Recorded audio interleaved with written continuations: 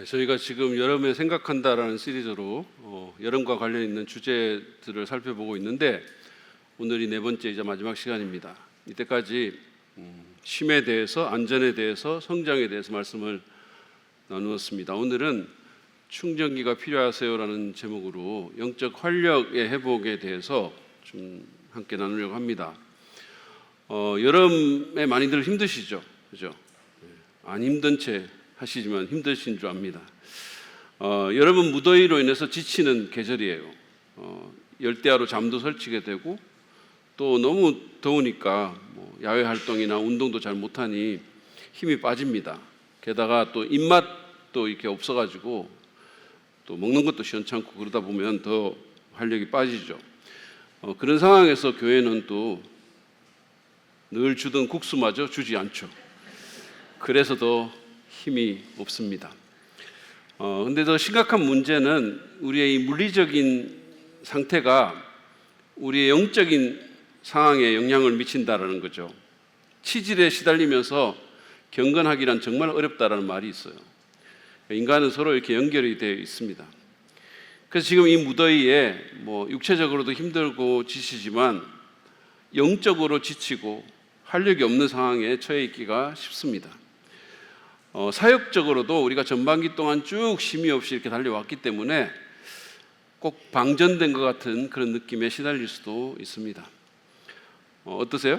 여러분 영적인 그런 에너지가 고갈된 것 같지는 않으십니까? 정서적으로 지쳐 있지는 않으세요? 하나님과 접속이 끊긴 것 같지 않으십니까?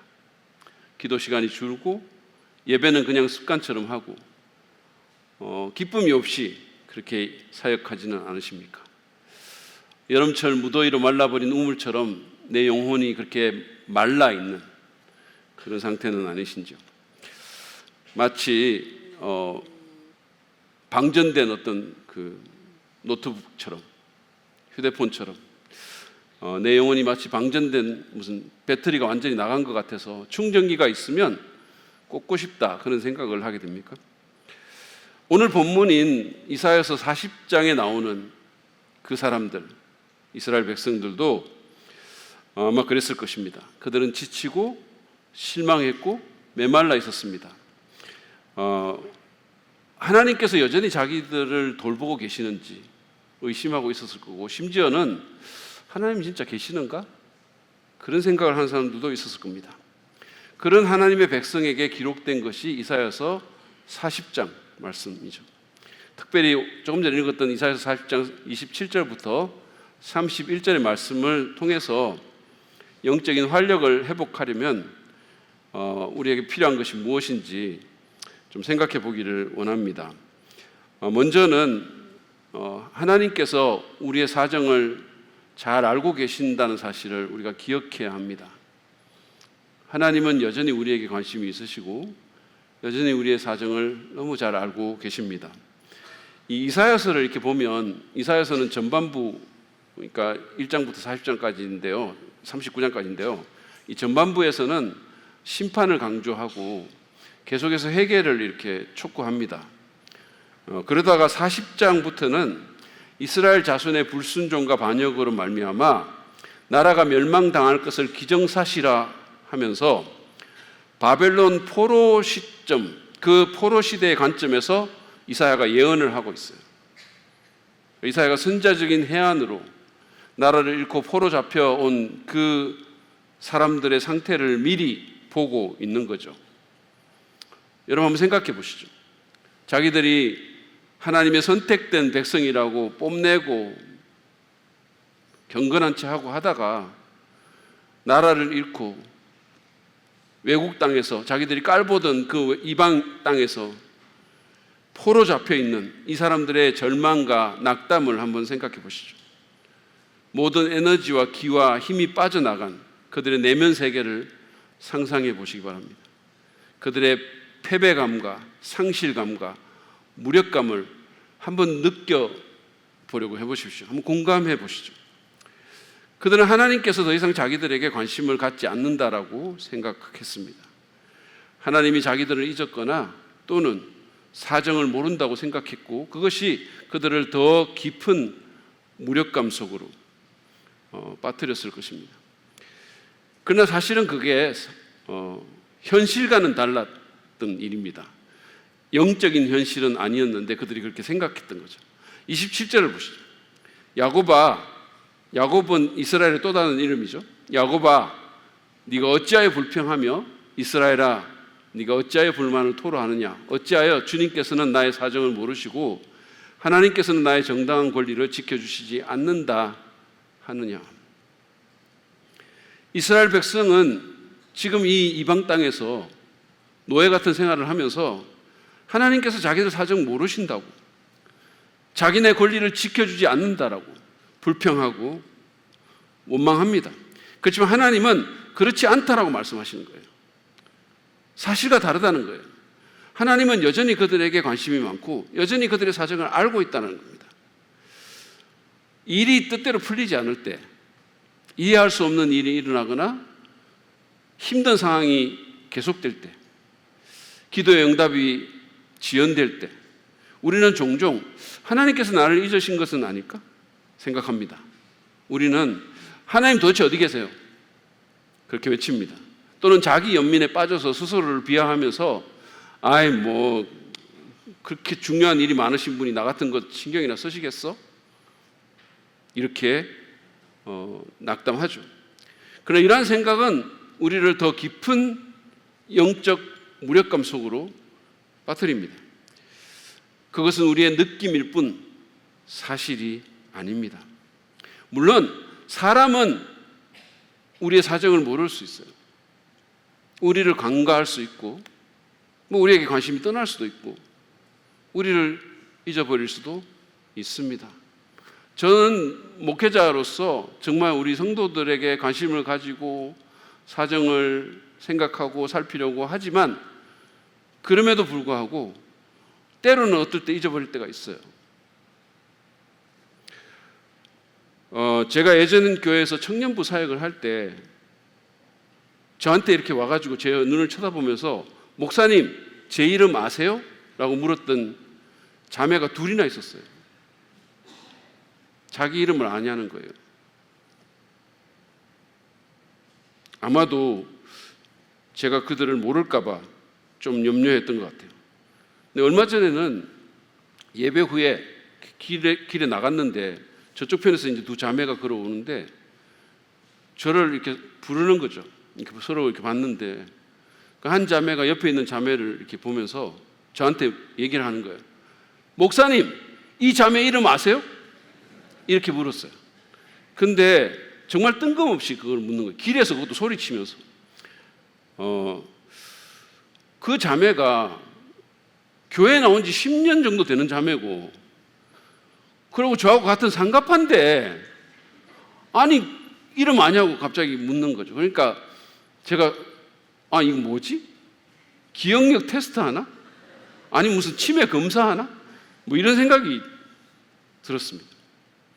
여러분 참고로 치매의 마지막 증상이 뭔지 아십니까?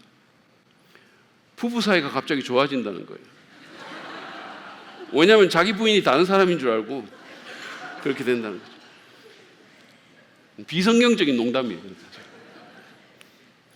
그러나 실제로 저는 가족이 치매에 걸려서 자기를 못 알아본다고 속상해하는 그런 분들을 봤어요.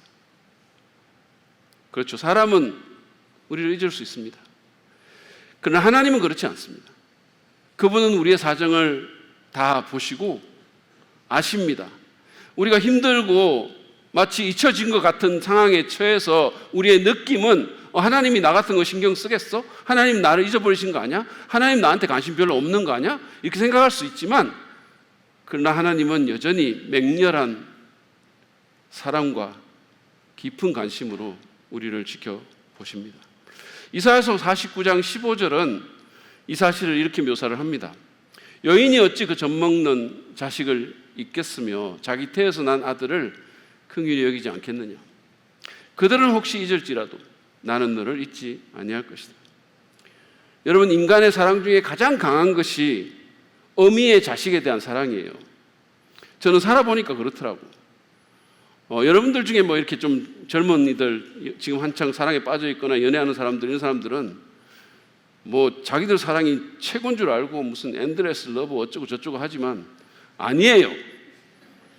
어머니의 사랑만큼 강한 사랑은 없습니다. 저는 저희 어머니와 두 아이의 엄마인 제 아내를 통해서 이 사실을 계속해서 확인하고 있습니다. 저희 아들이 지금 나이가 30대 중반이나 되는데, 그런데도 불구하고 제 아내는 저희 아들이 집에 들어올 때까지 잠도 안 자요. 아무리 늦게 들어도 안 잡니다. 아무리 피곤해도 안 자요. 그것 때문에 저까지 스트레스 받는 정도예요. 제가 늦게 들어가도 그럴까요? 그렇지 않죠. 제 아내의 말이에요. 내가 왜 남의 아들까지 신경 써야 돼? 비성경적인 멘트예요. 아무튼 자식에게 진심인 엄마가, 그 엄마가 자식을 잊을지라도 하나님은 우리를 잊지 않으신다고 그렇게 말씀합니다. 여러분의 느낌보다 하나님의 말씀을 믿으시기 바랍니다. 우리 느낌은, 우리 감정은 하루에도 12번도 더 변하지만 하나님의 말씀은 변하지 않습니다. 그 말씀을 믿으십시오. 그분은 우리를 잊지 않으십니다. 우리에게 관심이 아주 많으십니다. 아니, 잠시도 우리에게서 눈길을 떼지 않으십니다. 세상 모든 사람이 내 사정에 무관심한 것 같다 하더라도 하나님은 우리의 상황과 사정을 아십니다. 저희 교회에서 제 사역 초기에 교회에서 중요한 역할을 하던 집사님이 다른 교회로 가신 적이 있었어요. 굉장히 좀 충격적이었죠. 교회가 앞으로 어떻게 될지, 교회가 그 일로 엄청 흔들리지는 않을지 걱정이 정말 많았어요. 어떻게 되는 거지? 근데 여러분, 그분이 가신 그 다음 주부터 시작해서 작은 삼각교회에서 13주 동안 계속해서 새로운 사람이 왔어요. 계속해서 한 주도 쉬지 않고. 이거는 마치 저한테 하나님이 너 지금 불안하지? 너 지금 너무 힘들지? 네 상황을 내가 보고 있고 네 마음 내가 다 알고 있어. 괜찮을 거야. 그렇게 말씀하시는 것 같았어요. 그렇습니다. 하나님이 아십니다. 부모보다 더 강한 사랑과 관심으로 우리를 기억하시고 우리를 긍휼히 여기십니다. 우리가 진토임을 아십니다. 보이지 않더라도 그분은 살아계셔서 내가 처한 상황, 내 아픔과 의문과 문제를 포함한 모든 것을 알고 계심을 우리는 반드시 기억해야 됩니다. 이 사실을 우리가 기억할 때 우리는 영적인 활력을 회복할 수 있게 될 것입니다. 두 번째로 우리는 하나님이 어떤 분이신지를 묵상할 필요가 있습니다. 깊이 묵상할 필요가 있어요. 그래야 우리가 영적으로 활력을 회복할 수 있습니다. 앞절에서, 우리가 조금 전에 읽었던 그 앞절에서 유다 백성들은 하나님이 자기를 잊어버린 것 같다고 불평했지만 사실은 그 반대였죠. 그들이 하나님을 잊어버린 거예요. 하나님이 그들을 잊은 게 아니고 그들이 하나님을 잊은 겁니다. 물론 지식적으로야 알았겠죠. 머리로는 유실론자처럼 행동했겠죠. 그러나 실제적으로 하나님은 그들에게 아무런 의미가 없었어요. 그러니까 실제적인 삶에서 그들은 무신론자처럼 살고 있었고 그것이 그들을 영적인 무력감 속으로 몰아내었던 겁니다. 이사야는 그들이 영적인 활력을 회복하기 위해서는 하나님이 참으로 어떤 분이시며 그것이 현재 그들의 상황에서 어떤 의미가 있는지, 그분이 어떤 일을 하실 수 있는 분인지를 새롭게 묵상해야 할 필요가 있음을 알았습니다. 그래서 28절, 29절에서 그는 참 하나님이 어떤 분인가를 묘사하면서 그들을 일깨우려 하고 있는 거예요. 한번 보시죠. 너는 알지 못하였느냐? 너는 듣지 못하였느냐? 주님은 영원하신 하나님이시다. 땅 끝까지 창조하신 분이시다. 그는 피곤을 느끼지 않으시며 지칠 줄을 모르시며 그 지혜가 무궁하신 분이시다. 알지 못했냐 듣지 못했냐 하는 말은 이미 들었고 이미 알았다는 거예요. 근데 그 지식이, 그 들은 것이 그냥 화석화된 지식처럼 머리에만 머물러 있고 그들의 삶에서 어떤 의미도 갖지 못했다는 얘기겠죠. 그래서 다시 한번 하나님이 어떤 분인가를 상기시켜주고 있는 겁니다. 정말로 알아라고, 정말로 마음으로 느끼라고. 이 말씀에 의하면 하나님은 먼저 영원하신 분이십니다. 그 말은 그분이 결코 변함이 없다는 사실을 강조합니다. 세상의 모든 것은 변해도, 모든 것은 시간이 가면 사그라져도 하나님은 변하지 않으십니다. 그분은 어제나 오늘이나 영원토록 동일하십니다. 그분의 사랑과 약속은 변개할 수 없습니다. 여러분, 우리는 영원을 말하고 노래하죠. Endless Love를 부르고 영원한 사랑, 우리 우정 영원히 변치 말자. 그러지만 사실은 인간 세상에는 영원이라는 게 없어요. 아버지 돌아가시고 제가 지난번에 어머니 모시고 이제 그 봉안시설에 가는데 어머니가 차에 앉아가지고 창밖을 이렇게 쳐다보시다가 그렇게 힘들게 열심히 살았는데 인생 참 허무하다 이러시더라고요. 혼잣말처럼.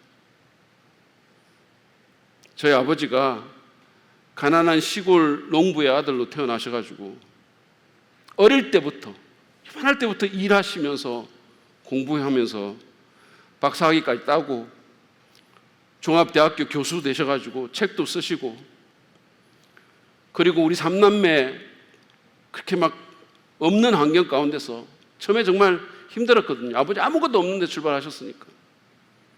그렇게 키워가지고 대학까지 하게 하고 큰아들은 미국까지 보내가지고 유학시키고 결혼시켜가지고 그래도 사람 노릇하면서 살게 만드시기 위해서 얼마나 힘들게 얼마나 열심히 사셨겠습니까? 근데 그냥 한순간에 쓰러지는 거죠. 하나님 부르시면 가야 되는 거고. 베드로의 말처럼 모든 육체는 풀과 같고 그 영광은 풀의 꽃과 같습니다. 근데 우리는 이 짧은, 여러분 꽃이 아름답지만 그게 얼마나 있습니까? 꽃이 아름답지만 그게 며칠이나 견딥니까? 근데 그거 붙들려고 온 힘을 다해가지고 이 소중한 인생을 그냥 갈아넣고 죽을 똥 살 똥 살죠. 그러니까 허무한 거예요. 결국은 무력해지는 거예요. 여러분, 하나님만이 영원합니다. 우리가 인생을 정말로 투자해야 될 분은 하나님밖에 없어요. 그분의 생명과 영광은 사라지지 않습니다. 이 세상에 수많은 영광들이 있지만 다 가짜 영광들이에요. 다 사라질 영광이에요. 번쩍거리지만 하나님의 영광만이 사라지지 않고 그분의 은혜는 바닥나는 법이 없습니다. 그분의 사랑은 끝이 없습니다. 그분의 사랑만이 진짜 endless love예요.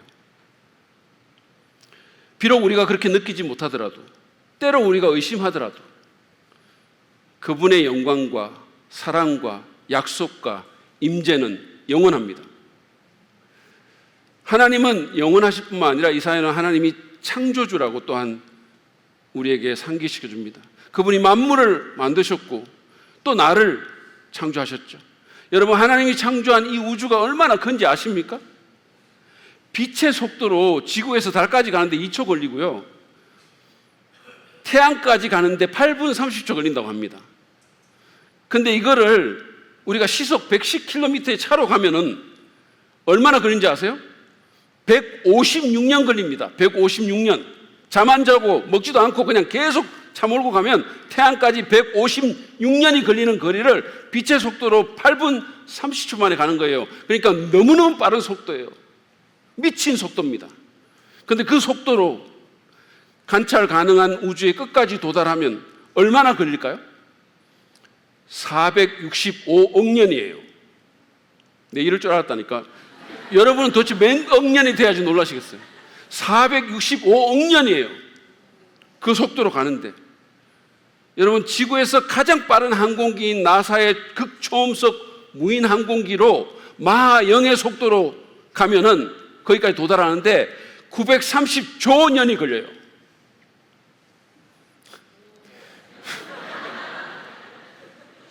근데 그게 관찰 가능한 우주의 끝이에요. 그 뒤에 뭐가 있는지는 아무도 모르는 거죠. 근데 이 큰 우주를, 이 엄청난, 이 어마무시한 우주를 하나님이 아무런 수고 없이 만드셨어요. 말씀 한마디. 여러분, 이 큰 우주 안에 별들은 또 얼마나 많은지 아세요? 7천억 곱하기 1천억 개가 있습니다. 쉽게 말하면 지구의 바다와 사막의 모든 모래 숫자보다 10배가 더 많대요. 우주에 있는 별들이, 그것도 우리가 보는, 관찰 가능한 별들이. 근데 이 모든 것을 하나님이 만드셨어요. 이사야는 26절에서 이렇게 말합니다.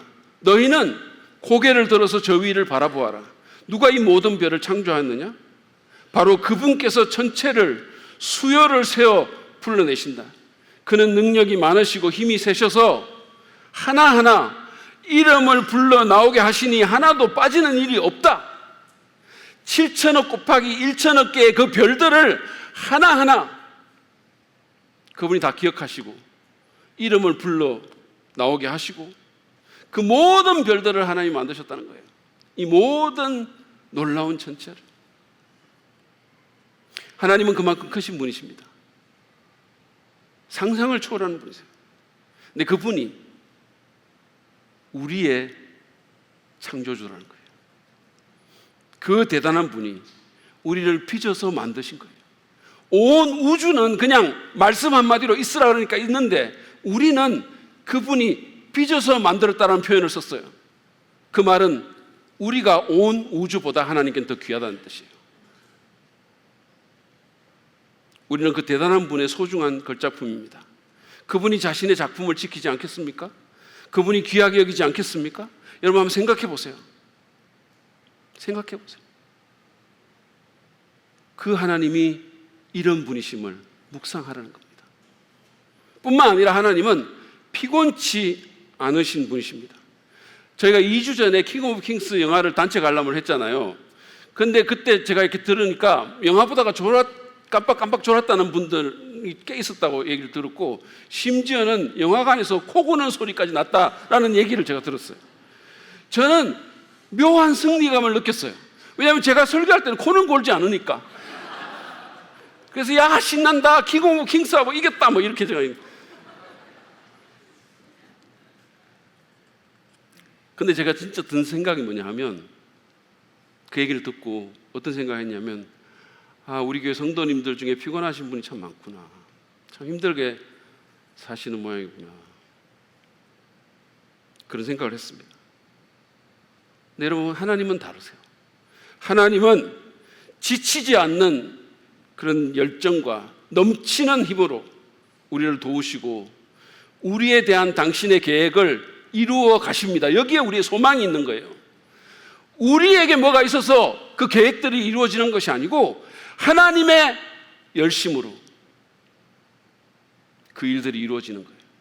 제가 정말 좋아하는 구절이 있는데 빌립보서 1장 6절 말씀이에요. 보시죠. 너희 안에서 착한 일을 시작하신 이가 그리스도 예수의 날까지 이루실 줄을 우리는 확신하노라.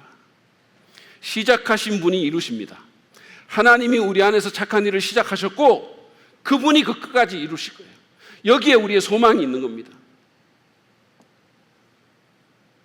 넘치는 에너지로 일을 이루시는 그 하나님은 피곤한 자에게 능력을 주시고 무능한 자에게 힘을 다한다라고 말씀했어요. 하나님은 그야말로 에너자이저이십니다. 우주적 에너자이저였어요.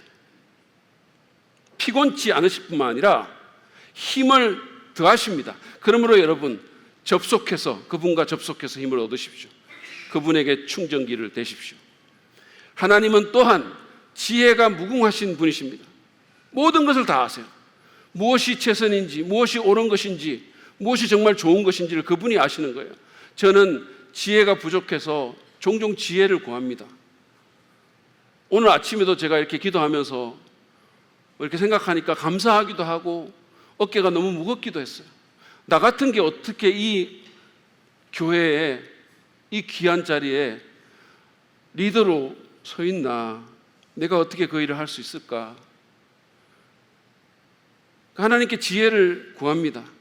솔로몬은 지혜를 구했더니 하나님께서 구하지 않는 부귀영화까지 주셨다고 하는데, 저는 구한 지혜도 잘 안 주시는 것 같긴 해요. 그래서 더 간절히 지혜의 원천이신 하나님을 의지하게 만드시는 것 같아요. 그게 저한테는 너무 더 좋아요. 하나님을 의지하지 않을 수 없게 만드시고, 그분이 지혜가 무궁하시기에 때로는 이해가 잘 가지 않아도 그분이 더 잘 아신다는 사실을 믿고 맡기게 하시는 겁니다. 이해가 안 가는 일들이 많죠. 왜 이런 일들이 벌어지는지. 근데 그분의 지혜가 더 무궁하시기에, 내 생각은 아닌 것 같지만 그분의 지혜가 무궁하심을 알고 맡기게 되는 거예요. 그렇습니다. 하나님은 영원하시고 온 우주와 나를 만드신 창조주이시며 능력과 지혜가 무궁하신 분이십니다.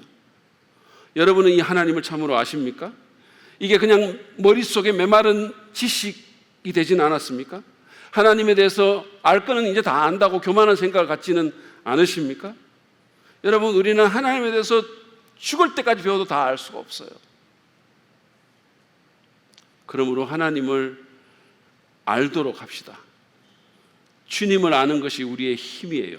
여러분, 그러므로 여러분이 정말로 승리하는 그리스도인 삶을 살기를 원하시면 상황을 묵상할 것이 아니고, 우리 자신의 내면을 묵상하는 것이 아니고 하나님을 묵상해야 돼요. 하나님이 어떤 분이신지를 생각하면서 살아야 합니다. 하나님이 어떤 분이신지를 실제적으로 망각하고 살면서 영적인 활력을 유지하는 것은 불가능한 일입니다. 필립 얀시는 하나님에 대해서 의식적으로 생각하기 위해서 정기적으로 알람 시계를 매 시간마다 맞춰뒀다고 하는 겁니다. 그게 울리면 하나님에 대해서 생각하는 거예요. 우리의 상상을 초월하시는 그 하나님, 우리의 시야를 완전히 넓혀주시는 하나님,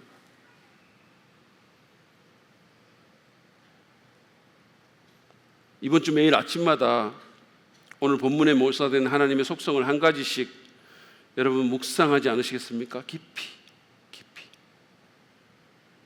그리고 말씀을 읽을 때도 그냥 쭉 읽고 나가지 말고, 그냥 이거 체크하려고 읽지 말고 본문에 묘사된 하나님은 어떤 분이신지를 한번 생각해보고 읽지 않겠습니까?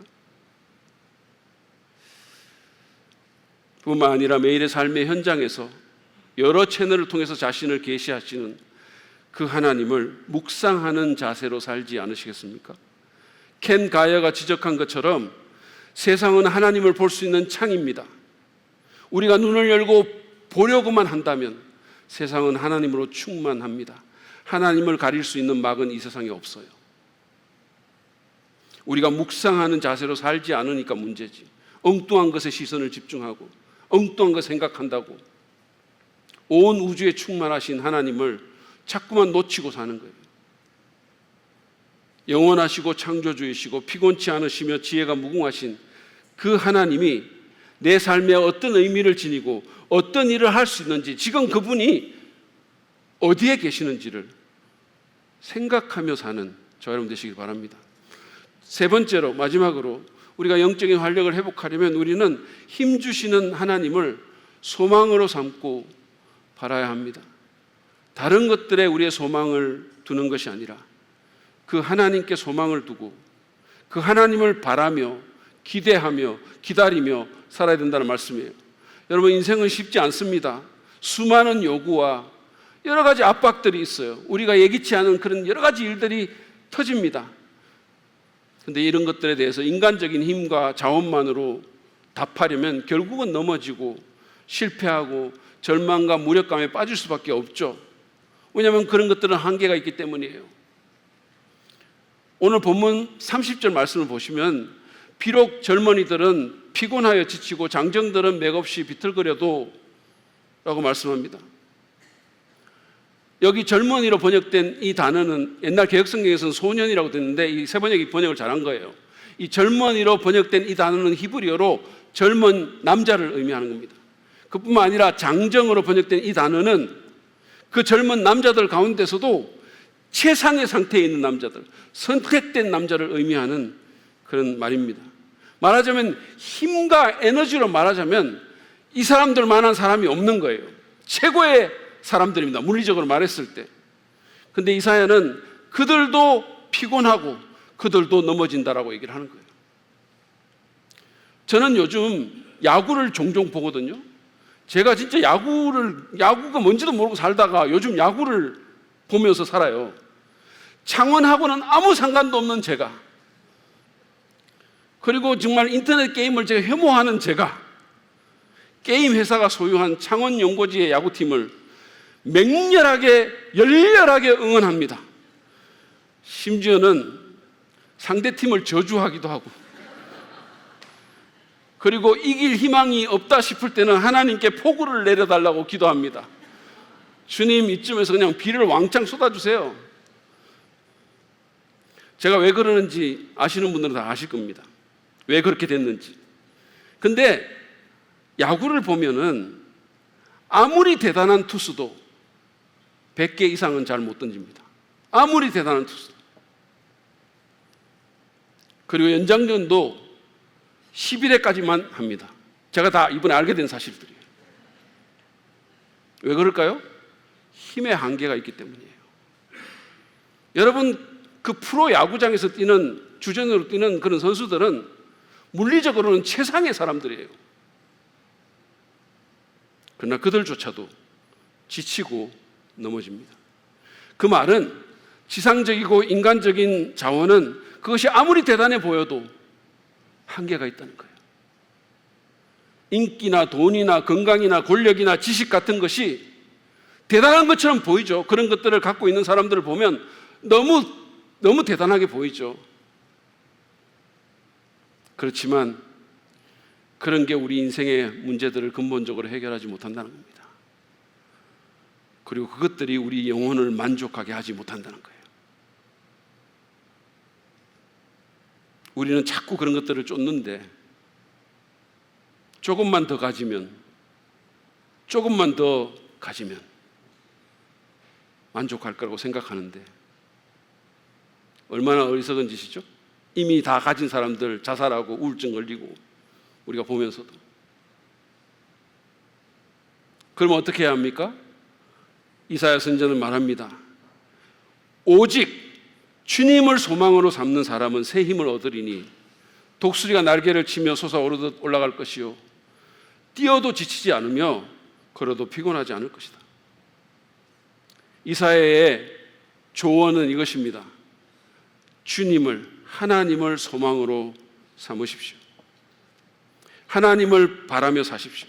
그분을 신뢰하면서 그분의 도움과 일하심을 기대하고 기다리라는 겁니다. 그러면 삶의 여러 가지 요구들에 대응할 수 있는 신적인 에너지와 내적인 자원과 영적인 활력을 가지게 될 것이라고 말씀합니다.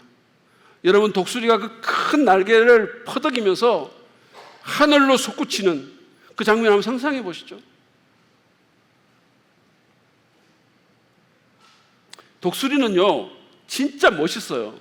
막 퍼덕이면서 올라가잖아요. 그러면 하늘에 쫙 올라가면 더 이상 그 날개를 퍼덕이지도 않습니다. 그걸 쫙 펴고는 그냥 바람을 이용해서 가는 거예요.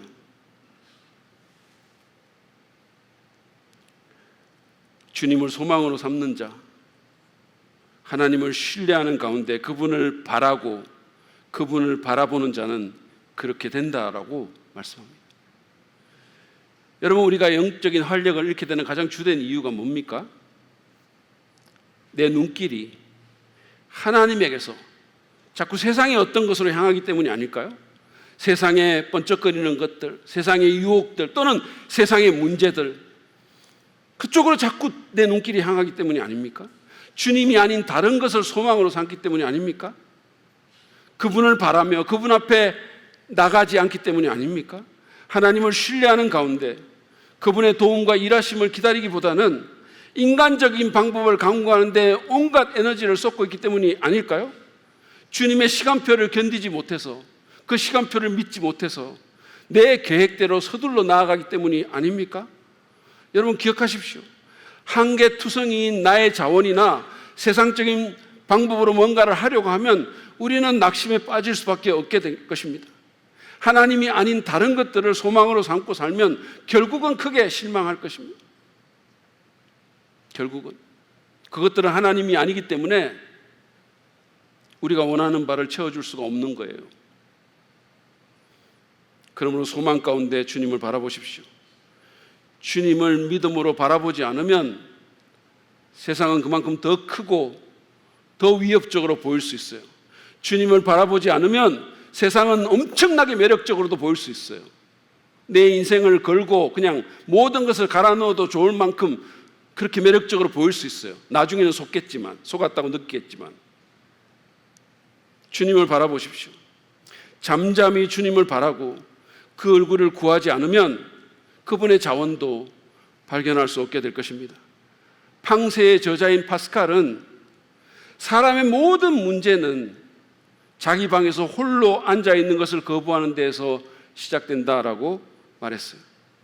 사람의 모든 문제는 자기 방에서 홀로 앉아 있는 것을 거부하는 데서부터 시작됩니다. 우리는 점점 이렇게 되죠. 절대자 앞에서 혼자 앉아 그분을 바라고 그분을 기다리는 그 시간이 우리 삶에서 자꾸 사라지는 거예요. 하나님께 나가야 되는데 넷플릭스에게로 나가고 세상으로 나가고. 여러분 뭐가 그렇게 바쁘십니까? 무엇 때문에 그렇게 분주한가요? 무엇이 여러분의 주의를 분산시키십니까? 하나님 앞에 나아가서 홀로 앉으십시오. 온 우주의 창조주요 주권자 앞에, 그리고 우리를 너무너무 사랑해서 아들까지 희생시키기를 마다하지 않으신 그분께 나아가서 무릎을 꿇으십시오. 조급증을 버리고 주님을 기다리고 소망 가운데서 그분의 얼굴과 손길을 구하시기 바랍니다. 침례교 목사인 존 버년이 쓴 위대한 기독교 고전 철로 역정을 보면 하늘나라를 향해서 여행하는 크리스찬이 의심의 성에 갇혀서 절망이라는 거인에게 붙잡히고 지하의 토굴에 갇히게 되는 얘기가 나옵니다. 2중 3중으로 자물쇠가 채워져 있고 밖에는 절망이라는 이름의 거인과 무기력이라고 하는 그의 아내와 함께 그 문을 지키고 앉아있는 그런 상황 가운데 처하게 되는 거죠. 그 성의 마당에는 절망 거인이 해치운 사람들의 뼈와 해골이 질비하게 쌓여 있었어요. 그때 절망 거인이 말합니다. 이 뼈들은 너와 같은 순례자들의 것이다. 너 역시 이 의심의 성에 들어온 이상 다시는 나갈 수 없어. 자살하지 않으면 열흘 내에 내가 직접 갈갈이 찢어버릴 거야. 날마다 절망과 무기력이라는 거인 부부의 채찍과 협박은 계속되었고 햇빛 한 줄기 들어오지 않는 그 지하 토굴에서 크리스찬의 영혼과 육신은 점점 메말라져 갔습니다. 점점 쇠약해져 갔어요. 그야말로 절망과 무기력에 삼킨 바 된 상황이죠. 그러던 어느 날 저녁에 크리스찬이 간신히 지친 몸을 이렇게 세웁니다. 그리고는 하나님께 나아가기 시작해요. 하나님을 바랍니다. 그분 앞에 기도하기 시작해요. 그의 기도는 새벽까지 계속됩니다. 거의 날이 셀 때 크리스찬은 갑자기 자리를 박차고 일어나는 거예요. 그러더니 그는 큰 소리로 부르짖습니다. 내가 어리석었어. 멍청하게 이런 냄새나는 지하실에 누워있다니. 그리고는 자기 품을 막 뒤지기 시작하더니 작은 열쇠꾸러미를 찾아냈어요. 그것은 과거에 전도자라는 사람이 자기에게 준 하나님의 약속이라는 열쇠였었어요. 때마침 밖에서 문을 지키고 있던 그 절망 거인과 무기력 아내는 잠들어 있었습니다. 커다란 자물통에 그 열쇠를 댔더니 거짓말처럼 풀어졌어요. 거대한 철문도 스르륵 열렸어요. 그 하나님의 약속이라는 열쇠로 그는 의심의 성에서 나와서 하늘나라를 향해서 계속해서 순례하게 되는 겁니다. 여러분, 우리가 주님을 바라고 주님 앞에 겸손히 무릎을 꿇으면 우리는 주님이 주시는 약속의 열쇠를 발견할 수 있게 될 것입니다. 그것이 우리를 절망과 무기력의 감옥에서 나오게 할 겁니다. 시편 42편 5절에서 시인은 이렇게 고백합니다. 내 영혼아, 네가 어찌하여 낭망하며 어찌하여 내 속에서 불안하여 하는고? 너는 하나님을 바라라. 그 얼굴의 도우심을 인하여 내가 오히려 찬송하리로다. 낭만과 불안 가운데 있던 그는 하나님을 바라고 기다림으로 오히려 찬송할 힘을 얻었습니다. 여러분 기억하십시오. 하나님은 소망과 신뢰 가운데 자기를 바라는 사람들에게 세상의 것과는 다른 신선한 힘과 능력을 약속하십니다. 공중을 날아오르는 독수리 같은 영적 활력이 우리에게 공급될 것입니다. 새로운 열정이 생기게 될 것입니다. 그러므로 인생의 문제와 시련 가운데서도 낙심하기를 거부하고 그분에게 소망을 두십시오. 세상에 너무 마음 뺏기지 말고 주님을 바라보십시오. 서두르지 마십시오. 하나님보다 더 앞서지 마십시오. 감정이 아니라 믿음으로 나아가서 잠잠히 그분을 바라고 기도하십시오. 상황이 아니라 마음의 눈으로 하나님을 바라보기 바랍니다. 하나님께서 우리의 영혼에 힘을 주시고 독수리같이 날아오르게 이끄실 것입니다. 이 시간에 자기 자신을 한번 점검해 보시기 바랍니다. 여러분은 어떠신가요? 제 친구가 미국에서 연료 계기판이 고장난 중고차를 타고 다녔어요. 이 친구가 굉장히 치밀한 성격이라서 나름대로 계산을 해가지고 기름을 넣었는데 한 번은 계산을 잘못해가지고 기름이 완전히 고갈돼서 차가 길에서 그냥 스탑될 때까지 그 사실을 몰랐던 거예요. 기름통은 완전히 비어 있는데 차가 완전히 설 때까지 몰랐어요. 여러분의 영적인 기름통은 어떠하십니까? 여러분은 그것을 인지하고 계시나요? 여러분의 영적인 활력은 어떤 상태입니까? 점검해 보십시오. 에너지가 고갈되고 있지는 않습니까? 충전기가 필요하지는 않습니까? 정직하게 돌아보십시오. 만약에 영적 무기력의 상태에 있다면, 낙담과 의기소침의 상태에 있다면,